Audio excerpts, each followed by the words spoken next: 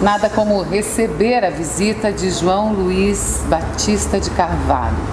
Ele é professor, pesquisador e também diretor do CT-TEMAR. Veio conversar com a gente um pouco sobre essas questões que nós estamos vendo aqui no nosso litoral de Santa Catarina.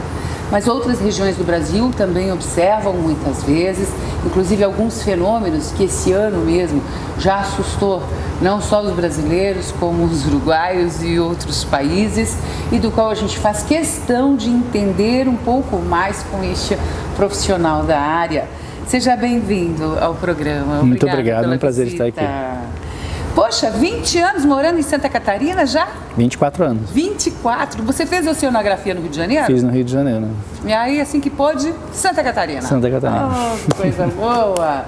Hoje está à frente mesmo, né, de algo muito importante que nós temos aqui, que é através do Centro de Ciências Tecnológicas da Terra e do Mar.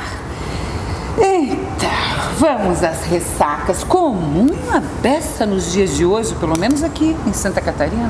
Aqui no nosso litoral norte a gente tem visto muito, no sul também, toda a região.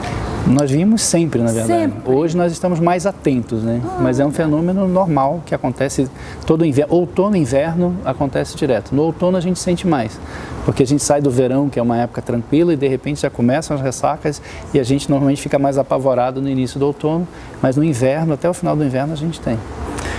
O problema da ressaca é que cada vez mais a gente convive com uma praia que está ocupada. E cada vez mais a gente ocupa essa praia de uma forma, muitas vezes, desordenada e desorganizada, né? Então, a gente tem cada vez se preocupado mais, porque cada vez mais o mar está ocupado, né? A gente vê a construção de muros na beira da praia, a construção de avenidas, de estacionamentos, né? Tudo, qualquer tipo de obra que você faz na beira da praia, normalmente acaba suprimindo a restinga, a duna que tinha ali. Esse é o grande problema. Por isso que a gente leva esses sustos, alguns prejuízos em diversas regiões. Se não tivesse nada ali, ninguém nem saberia que tem. Nem sentiria, exatamente. A praia ela está sadia, então ela conseguiria se restabelecer naturalmente com a chegada do verão. As ondas menores, elas acabam reconstruindo a praia. Isso é um processo natural também.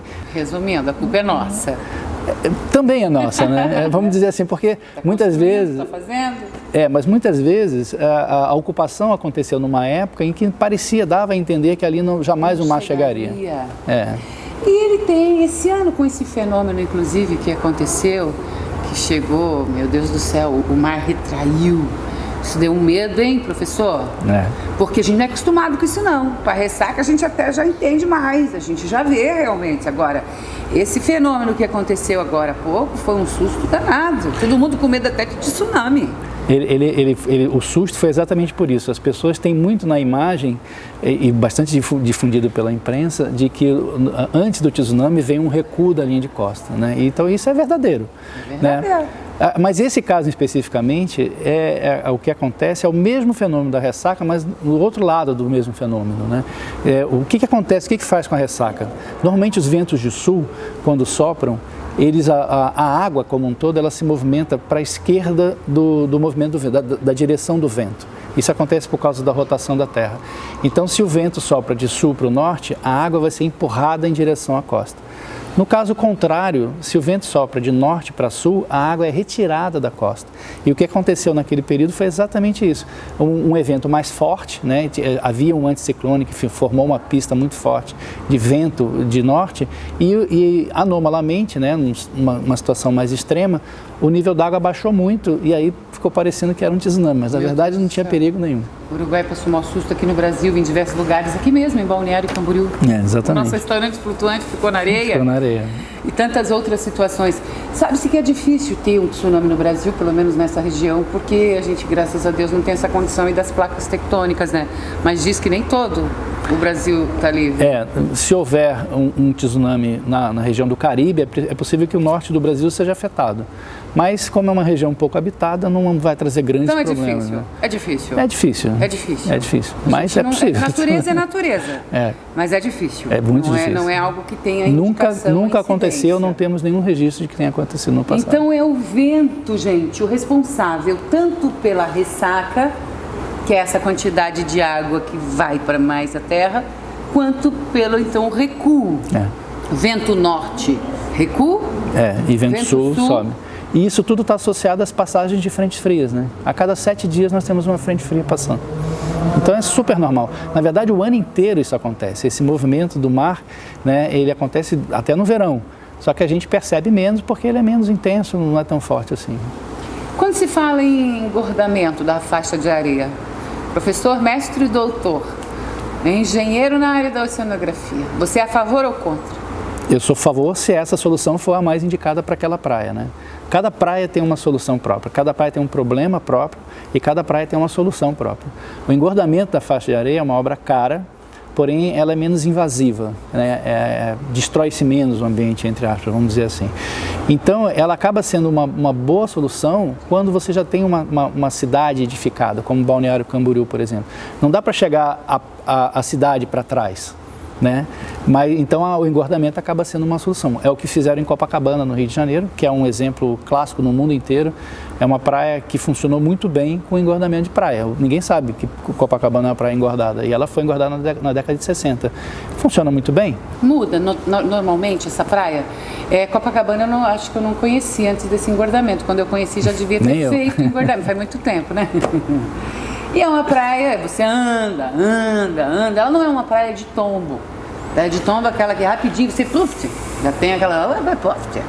Isso não corre o risco no engordamento? Por exemplo, o Balneário tem essa condição gostosa de praia que o pessoal curte, tem a questão da segurança, que você caminha, aquelas ondinhas tranquilas, né? Aquela coisa toda. Esse é o problema do engordamento, né? Porque normalmente, para uma questão de eficiência da obra, você acaba colocando uma praia que tem um grão de areia um pouco mais grosso. E quando o grão de areia é um pouco mais grosso, a tendência é você fazer um tombo na frente da praia. É a areia que é responsável? Mas depende da granulometria dessa areia. Entendi. Né? Então, Copacabana é uma praia que ela é bastante plana, mas na beira da praia ela é muito íngreme. Então, as pessoas não frequentam tanto a praia quanto antes. Copacabana era muito parecida com Balneário Camboriú antes de fazer o engordamento. Então, é um exemplo. É possível que isso aconteça. Depende da areia que você coloca. Por isso, quando a gente fala em Restinga, por isso, quando a gente vê Fátima, IBAMA e tantos outros meios de, né, entidades relacionadas ao meio ambiente, num cuidado, num alerta, num não, porque você muda todo um contexto mesmo, né? Exatamente. Da natureza. Podemos ter muitas ressacas, então, daqui até o final do ano ainda? Algumas, a tendência é diminuir, né? Pelo menos com essa intensidade que a gente está observando. Vendo? A praia também, gradativamente, ela vai começando a engordar, esse processo é natural também, ela começa a engordar ao longo até chegar ao verão, durante o verão ela está bem estabelecida, então os processos vão diminuir. E também as pessoas vão esquecer da ressaca, e só vão lembrar no inverno seguinte, isso é super normal também. O ideal seria a gente se preocupar com a ressaca no período em que ela não existe, e tentar buscar soluções nesse período, né? E o problema é que, muitas vezes, as soluções que são encontradas, elas são imediatistas, você acaba jogando pedra na frente da casa, para a casa não cair, isso funciona, a casa não cai, mas a praia ela desaparece. E aí a recuperação dela é muito mais difícil ainda. Então aí, cada vez mais cara, fica a solução definitiva. Resolvido, vamos observar cada cidade, né, cada município cuidando aí de fazer uma pesquisa. Nós temos os profissionais aqui em Santa Catarina para fazer todo esse... Temos. Santa Catarina é um dos melhores estados, se não o melhor estado do país, com relação à disponibilidade de profissionais e também de informações. Mas há muito tempo a gente já vem se preocupando com essa área e vem buscando informações para poder resolver o problema. E recuo, podemos ter ainda o recuo do mar ainda esse ano, novamente? Como eu disse, temos, toda semana nós temos. Talvez com tamanha intensidade, não dá para prever, mas acho que não. Muito bem, aprendi um pouco hoje sobre a questão do vento, né? Todos nós alertas em relação, então, aos cuidados. Você que tem sua casa, sei lá, seu empreendimento, seu restaurante beira-mar. Tem que conviver com isso, não tem jeito. Tem algumas pesquisas, análises, avaliações devem ser feitas, então, por cada município para ver o que pode melhorar nesse quesito, enquanto em algumas desses lugares não tem o engordamento da faixa de areia. Sim. É isso, professor? Sim. Que coisa boa! João Luiz de Carvalho, professor, pesquisador e diretor do CTT-MAR, hoje conversando com a gente aqui no programa da Vera. Até uma próxima participação. Muito obrigado, eu que agradeço.